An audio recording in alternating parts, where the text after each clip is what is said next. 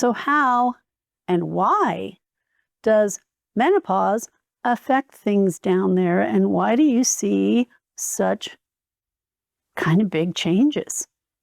Well, the main reason is estrogen. It's all about estrogen, really. It keeps things firm, it keeps things stable, it keeps things from getting kind of droopy and weak. And as we go through menopause, we start to lose that estrogen. And by the time you're in menopause, well, your lady parts are basically retiring and they don't need that estrogen anymore, and your body basically stops producing it. Welcome to Down There, a podcast dedicated to pelvic health and wellness for men and women. Welcome to this episode where we discuss menopause and pelvic health, what no one told you. No one. Probably not even your mom, your grandma, your doctor. Nobody told you this. They may have said that menopause is all about hot flashes. But what about the other things? The leaking, the dryness, and the things just feel off down there after menopause? Oh, not only do they feel different, but they look different down there too. I mean, have you looked in the mirror lately? No. I mean, not here, down there. Yeah. Have you actually looked at your lady parts down there? Well, maybe you have, and you've looked and you're like, what happened down there? Oh my gosh, things didn't used to look like that down there. I mean, what's going on? And you're kind of freaking out a little bit, thinking, is something wrong? Am I going crazy? I don't really know what to do with this. Nobody told me this was going to happen. No worries. Nothing's probably wrong. And no, you're not going crazy. These are some things that do happen after menopause. Fun fact, do you know how long menopause actually lasts? Go ahead and type it in the comments if you know. Okay, answer, 1 day. Yes, 1 day. You are perimenopausal until the 12th month after your last period. And that day that marks the 12th month after your last period is when you are in menopause. And the day after that, you are considered postmenopausal. So when you hear menopause, just think of that and that fun fact. So we're going to be talking about postmenopausal changes that you may be noticing when you look down there or when you go to the doctor's office and you talk about some of the changes that are happening after menopause has occurred. Like I just said, your pelvic floor does change after menopause, and it's actually not just because of aging. These same changes happen to younger women after hysterectomy as well. So in this episode, I want to address how menopause affects your lady parts as well as your urinary system. I want to talk about common symptoms you might notice with menopause and what you can do about it. And yes, there are some things that you can do. You don't just have to be doomed to feel like this the rest of your life. And we're going to specifically talk about the effects of menopause on your pelvic floor, on your vaginal area, and with your urinary system. So how and why does menopause affect things down there, and why do you see such kind of big changes? Well, the main reason is estrogen. It's all about estrogen, really.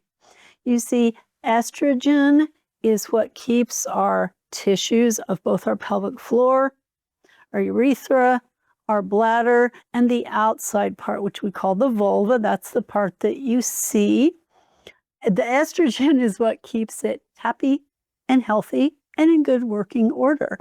It keeps things firm. It keeps things stable. It keeps things from getting kind of droopy and weak. And as we go through menopause, we start to lose that estrogen. And by the time you're in menopause, well, your lady parts are basically retiring and they don't need that estrogen anymore, and your body basically stops producing it. And you notice the following changes.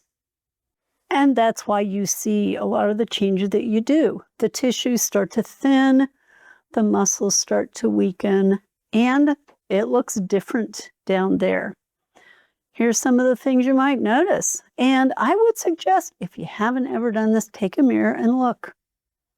Your tissues might look a little more pale than they used to. They don't have that pink color that they used to have. You are drooping.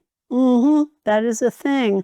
The perineum, the area between the opening of the vagina and the rectum, normally is nice and straight, fairly firm, but all of a sudden it's starting to drop a little bit. Again, that is because of the loss of estrogen and just the loss of elasticity and plumpness of the area. Some ladies notice that they are starting to lose pubic hair, which can be quite shocking. But again, that is something that normally does happen. One thing that a lot of people don't know about, and yes, this is a thing, this is a science-based thing, and it just does happen to a lot of women after menopause, is that the inner labia, and the inner labia are basically the inside lips of the vagina or of the vulva. With your vulva, you've got outer lips and inner lips. They look different for every lady, but they're usually distinct.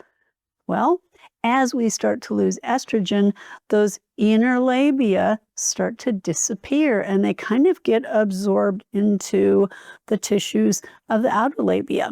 Now, that can be rather shocking. It's like, what the heck is going on here? But again, that can be a very normal process that happens after menopause. So those are some of the things that you'll see. If you look down there with a mirror, some of the things that you might feel. But what are some of the common symptoms? A lot of women will go to their doctor. They've noticed some changes in how their urination is happening, maybe some changes with their bladder.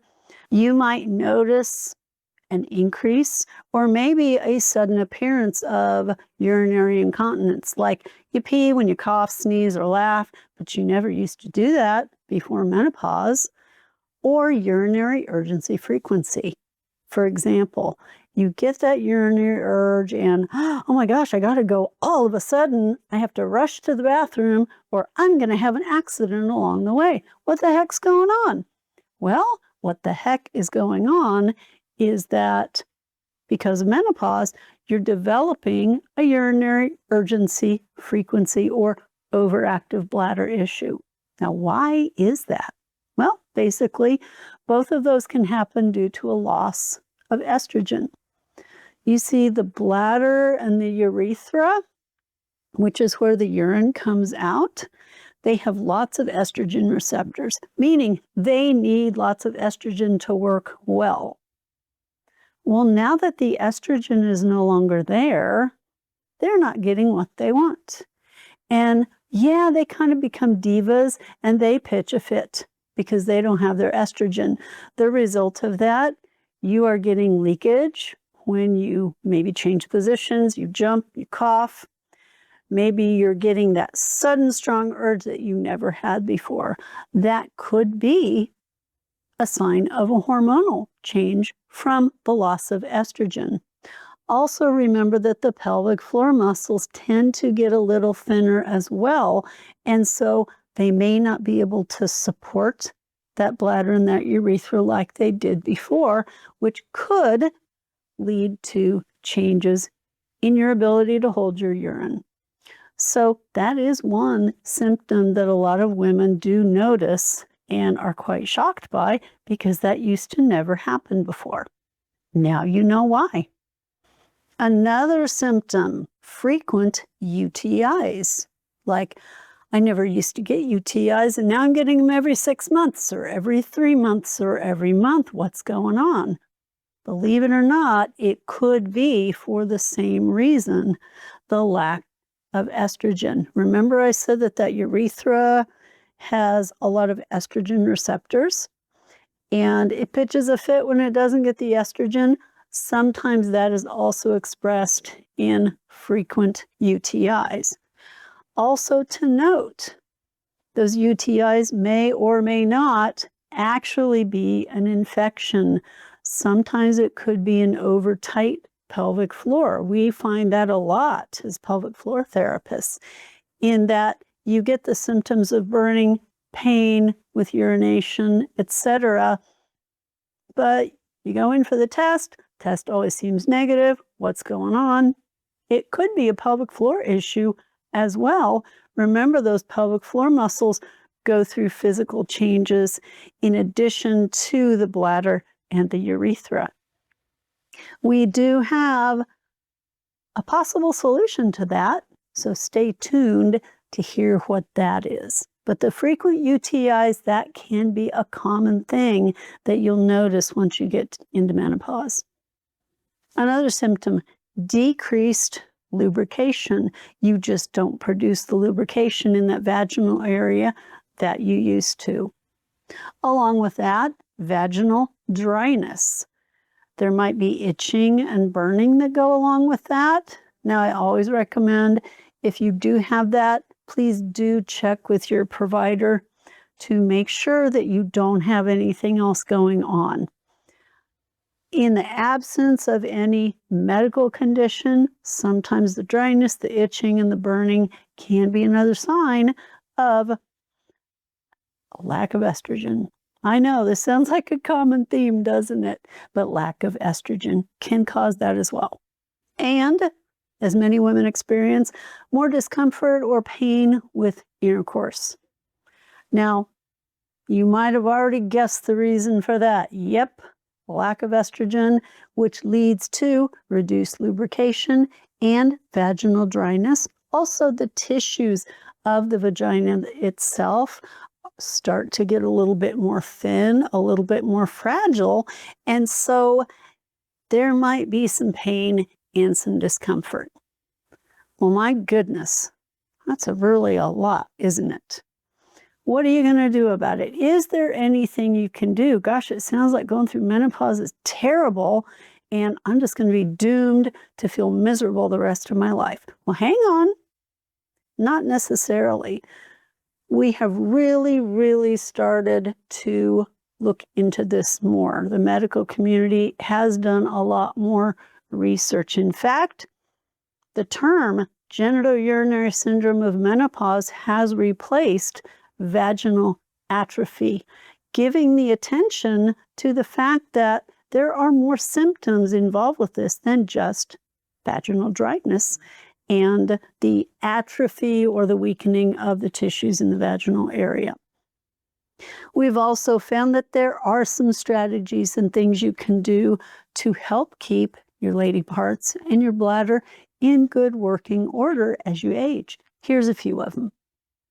The first one is one that we deal with a lot as pelvic floor therapists: movement, basic movement. That helps with not only bone health and bone density, but also, remember, the pelvic floor muscle is a skeletal muscle. It and the core, your abdominal muscles, they're skeletal muscles too. They work together. And movement, exercise, walking, pelvic floor strengthening, abdominal and core strengthening really help to keep those muscles strong. Sometimes we need to work a little bit more at it as we age because we are losing muscle mass as we age.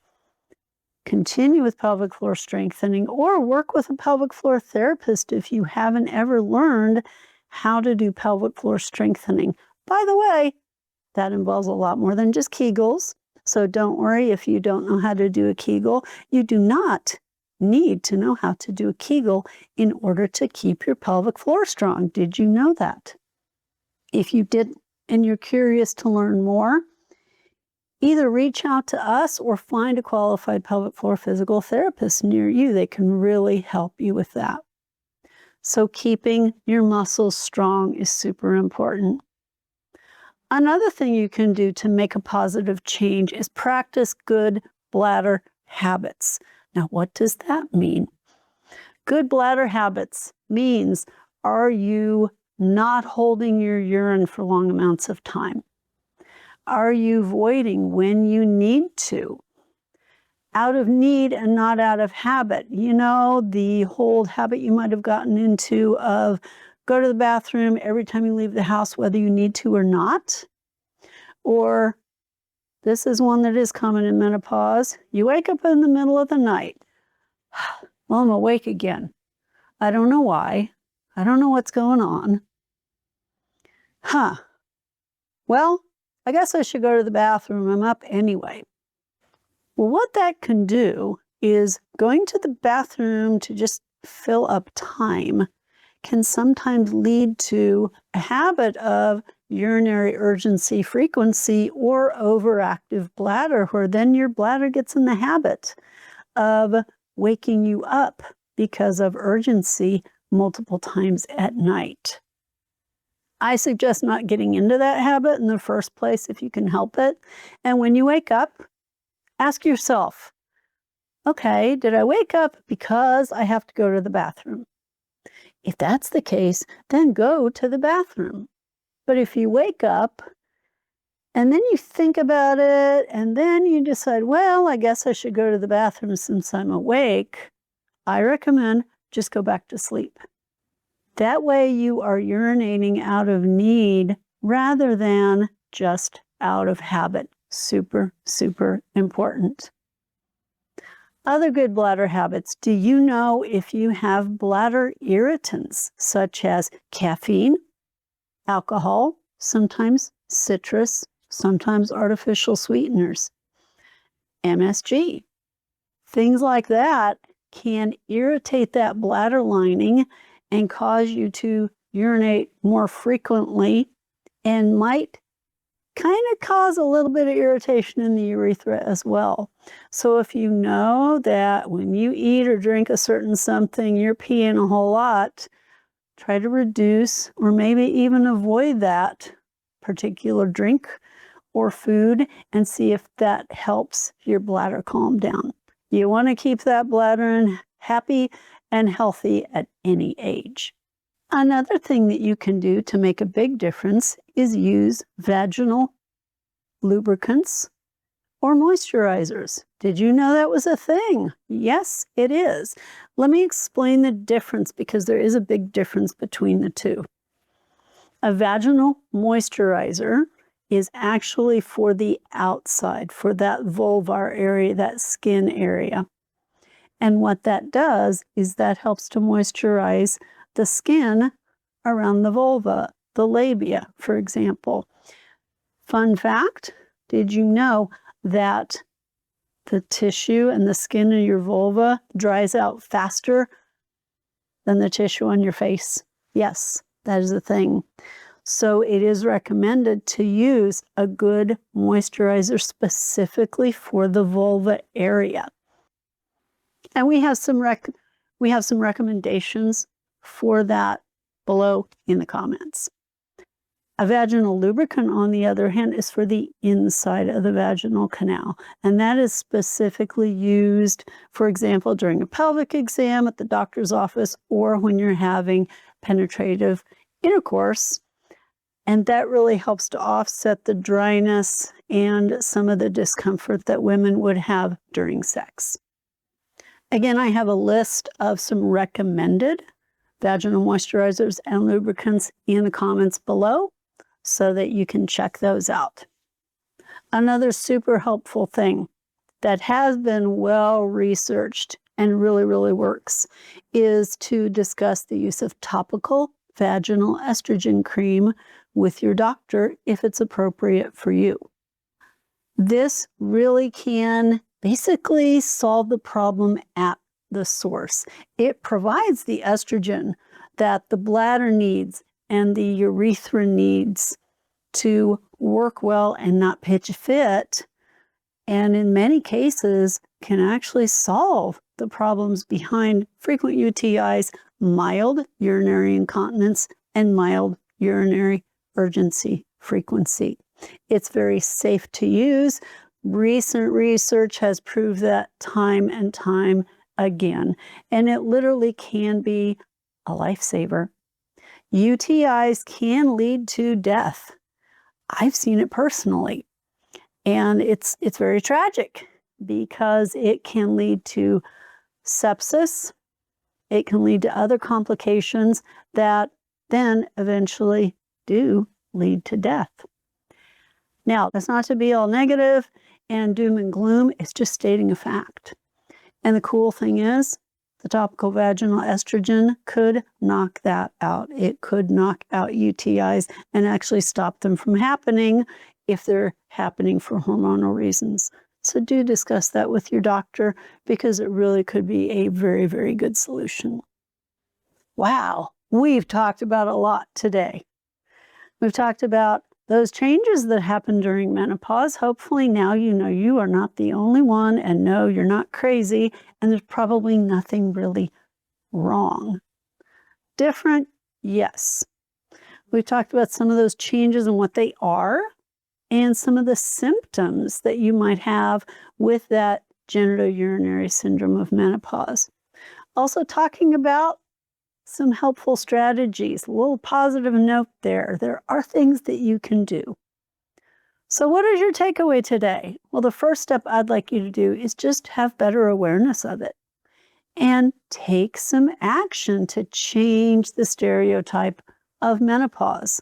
I hope by now you realize, oh, wow, this is different from what my mom told me or from what my grandma said. I really don't have to just take it. I might be able to do something about it. Yes, there are things you can do. I invite you to check out the resources down below in the description. You'll find a list of moisturizers and lubricants recommended by pelvic PTs like me and doctors for postmenopausal women. We also include a list of trusted resources to find out more about maintaining your pelvic health after menopause. Now, there's no influencers, there's no hype, no fear-based marketing. I just want to give you real facts and practical solutions. Thanks so much for listening. I hope this helps you start a new, more empowering relationship with your down there after menopause. Or if you're not there yet, that it helps you prepare for the transition with confidence rather than with fear. Let me know in the comments what your biggest takeaway was, and please share this with the other women in your life. Here's to your continued pelvic health in menopause and beyond.